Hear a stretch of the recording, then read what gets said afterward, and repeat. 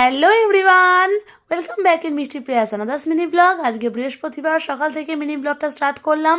আশা করছি তোমরা সবাই খুব ভালো আছো আর আমরাও খুব ভালো আছি। এদিকে তো সকালে ঘুম থেকে উঠে গপু রোদ পথে বসে গেছিল।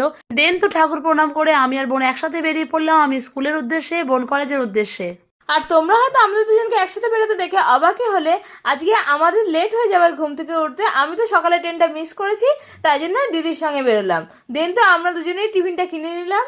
তোমাদের সঙ্গে গল্প করতে করতে তো আমি কলেজেও পৌঁছে গেলাম, আর আজ ছিল আমার সেকেন্ড ডে এক্সাম। এদিকে তো স্কুল ছুটির পরে আমি বাড়ির পথে রওনা দিলাম।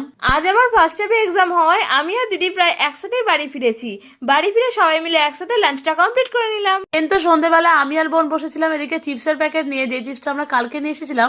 আর আজ তো মাসিমণি হঠাৎ অ্যালবাম বার করে পুরনো স্মৃতিচারণ করছিল, আর তার সাথে আমাদের ছোটবেলার গল্প বলছিল। এদিকে তো রাতে ডিনারের জন্য প্রিপারেশন করছিলাম চিকেন কষার, তারপর তো বসেছিলাম আমরা এই ডিটেকটিভ মুভিটা দেখতে। দিন তো রাতে ডিনারটা কমপ্লিট করে নিলাম। আজকের মতো এইটুকুই, দেখা হবে পরে কোনো মিনি ব্লগে। Thanks for watching, by.